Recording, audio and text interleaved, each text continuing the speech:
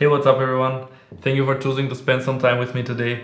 Let's try to make it worth it. If you're new to this channel, my name is Julian Skurani. I'm a photographer and videographer based in Vienna. In this channel, I make videos about vlogs, travel videos, product reviews, as well as tutorials. So if you're into that kind of stuff, consider subscribing. Today, I wanted to make a video about my newest lens, the RF24-70 f2.8 from Canon.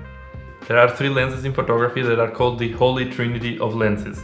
There's the 15-35, there's this 24-70, and there is the 70-200, and all three of them have an aperture of 2.8. That means they are great lenses for low light, at least to a respectable degree, because of course there are prime lenses which have an even lower aperture number. But also, if you own all three of these lenses, you're pretty much covered with all the work that you do as a photographer or even a YouTuber. That's why they are called the holy trinity of lenses. While the 15-35 and the 70-200 are kind of extremes, if you will, with the exception of 70-200 if you're a wildlife photographer, because then you need even higher focal lengths. The 24-70 is actually the most versatile of the three in my opinion, because it stands in the golden middle. It's not as wide, but you can still pretty much get away with vlogging on this lens and also taking some architecture as well as landscape photography with it. And it's also not that telephoto, but you can still get away with portraits and street photography. This is important, especially for someone who is in a budget and can't afford all three of these lenses at the same time, like myself. So you have to decide which one of the three to go with first. So in my case, this is my first lens of the holy trinity, and I went with the 24-70 because in my opinion it's the most versatile, and it also covers most of the work that I do, at least more than the 15-35 would and more than the 70-200 would. Now let's start off this review by talking a little bit about the physical aspect of this lens, as well as all the switches, the rings, and what they do. At 900 grams, this is the heaviest lens I've ever owned. At the same time, it's also the largest that I've ever owned, with a filter diameter of 82 millimeters. Here you can see it side by side with my nifty 50. This thing's huge. As you can see, it comes with a lens hood, which I can also remove like that. But not only the lens hood, it also comes in the package with this bag, which if you want to transport it and to feel a bit safe, you can just put it in here and then tighten it up.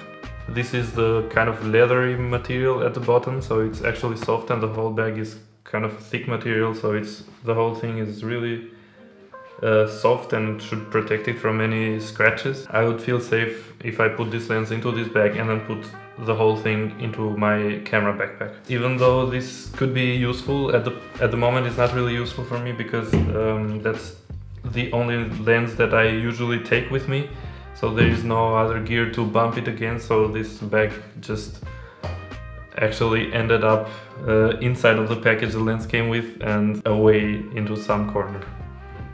One thing I should point out about the weight is actually that I did find the setup a bit tiring when I was shooting last week in a club. I had my EOS R, that's my main camera, the one that I'm also shooting with right now, and I had the lens plus this Godox flashlight on top of it. When I was using it for 2 to 3 hours, at some point the whole setup was getting a bit tiring, but that's probably also because I don't have any neck straps, like those big designs that you can take on and off very fast, so I end up actually carrying the whole weight all the time. But when it comes to usability, I really love this lens. First of all, that's because it has that customizable ring here at the front, which you can set to control various settings like shutter speed, aperture, etc. And I've set mine to control the ISO. In comparison to my cheaper RF lenses, the 16mm 2.8 as well as the nifty 50, this lens actually makes a clicking sound when you rotate it, which makes for more precise controlling of the ISO. Here, listen to this. And this is my nifty 50.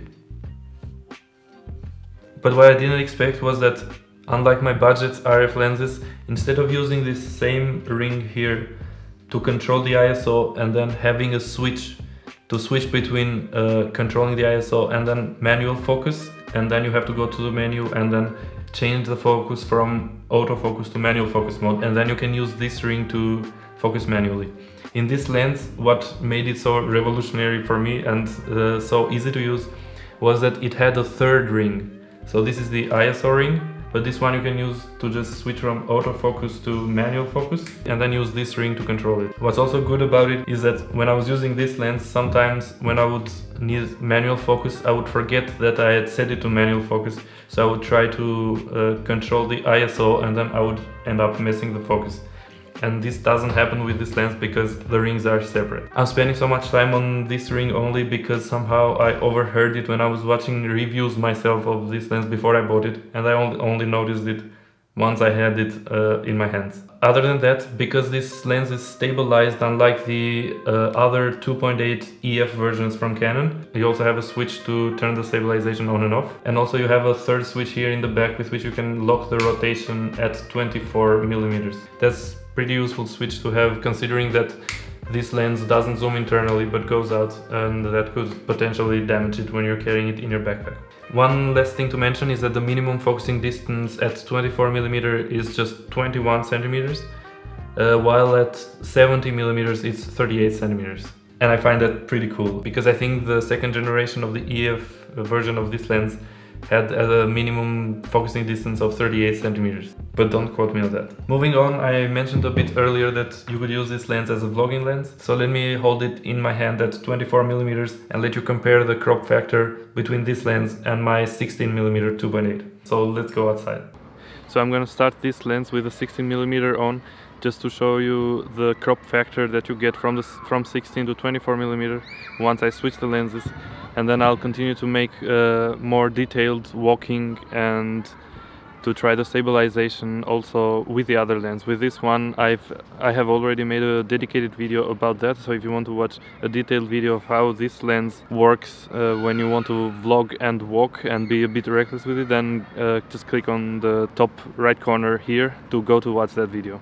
Now let's switch from 16mm to 24. Boom! Now we are in 24mm. What I've noticed is that the camera right now has gotten this whole setup has gotten a lot heavy. I will try to make some tests with it, and the first thing I want to do is start walking carefully. So that's what it would look like vlogging on the EOS R with the 24 to 70 with the stabilization turned on. On the other hand, if I want to be more reckless, then it would look like this. The good thing about this lens, as I said, is that you can zoom in quite a bit. Yeah, that wouldn't be that ideal, but look at the background though. That's buttery, smooth, blurry background there.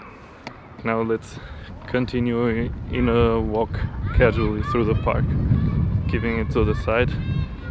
I'm noticing that my arm is getting quite tired, by the way, at this point. It's quite heavy. I don't know if I would recommend it, unless of course you want to vlog for short bursts of time and then put the camera back down. But otherwise, 16mm for me is the way to go.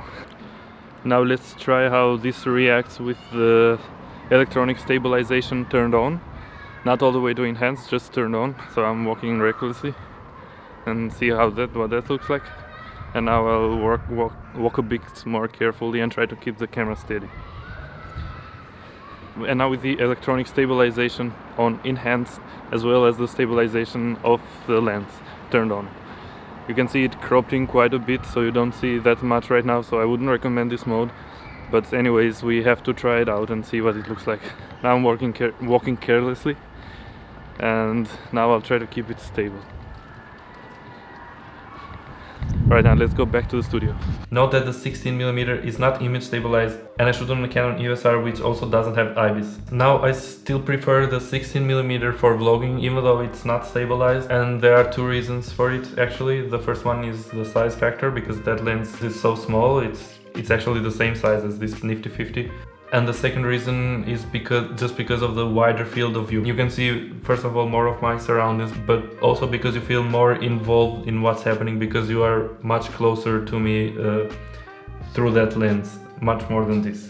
But also, on the other hand, there is no way to shoot B-roll with this lens, because you can't zoom in anywhere. You would only have to shoot at 16mm, which is not the best focal length for B-roll. It might be great for opening shots, but that's it. When it comes to the autofocus, it is extremely good. It focuses really fast, much faster than my Nifty 50 or my 16mm, but even faster than the 24 to 105 f4 to 7.1, which I used to own before. And I sold that one, by the way, when I got this one, because I didn't see that I would need it anymore. And it's also so quiet that you cannot hear anything at all when it tries to change focus. So this is the noise level that the camera can detect at the moment.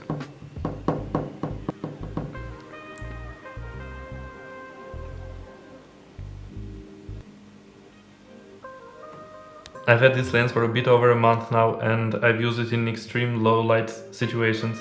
I've used it in a club without a flash, then I've used it with a flash. I've used it for architecture photography, for street photography, for product photography, and in all cases the autofocus has been phenomenal. I also love the blurry background that this lens creates at 2.8. I definitely wasn't expecting that level of smoothness in the background, so I was positively surprised about that one. And I also love the bokeh that this lens makes. It's actually better than my nifty 50, even though that lens has an aperture of 1.8. When it comes to the build quality, it's more or less entirely made out of plastic. So I don't know what that will mean in the long term, but I suppose because Canon is actually an old manufacturer and they've been in the business for a long time, they know what they're doing. And also because this lens actually zooms out and doesn't zoom internally, there are many people who are worried about dust particles as well as water getting into the lens, but this lens is actually weather sealed, so I don't think that will be a problem. So now let's come to some sort of conclusion. Do I regret buying this lens, or am I glad I did? First of all, I have to say that I love the blur of this lens, the autofocus, the level of sharpness, and also the low light performance. It does a lot of things very well, and it also covers most of the focal range which I need for my work. But I also think that it covers most of the focal range which most photographers need for their work. On the other hand, there is also some drawbacks to buying this lens. The first one being the price. It is actually very expensive. I fortunately caught this one on sale, and also with the winter cashback I only paid something between 2,100 and 2,200 euros for it. But anyways, the price is still high, so that's a negative. The other drawback with this lens might be the materials, that it's made out of plastic, so I don't know how durable that will be, but still that might also turn out to not be a problem, so we're left with only the price, in my opinion. To conclude, for me personally, despite being too expensive, at least I will have this lens for a very long time, and I won't be looking around for another zoom lens, at least in this focal range, because this does everything that I need. But to answer the question whether you should buy it, I think every case is a bit individual and everyone should know what their needs are. But generally, if you are a hobby photographer who doesn't make any money off your gear, then I think this is quite an expensive gear to own. There are probably many other equipment pieces you could be investing in, including educating yourself more if the goal is to find clients. But at the same time, you also have the options to look at some third-party lenses with the adapter, including Canon's own EF lenses, which you can get used for much less than what this costs. But if you already make enough money from your work and you need this exact focal range with image stabilization and also a bit lighter than the 28-70 f2 from Canon, which is also without image stabilization, in that case this is the best lens you could have, so you should probably go for it. So there you have it, guys. This was my 1 month review of the RF 24-70 f2.8 lens. Hit the thumbs up if you liked this video, comment down below if you have any questions, and subscribe to the channel if you don't want to miss any content like this in the future. Goodbye.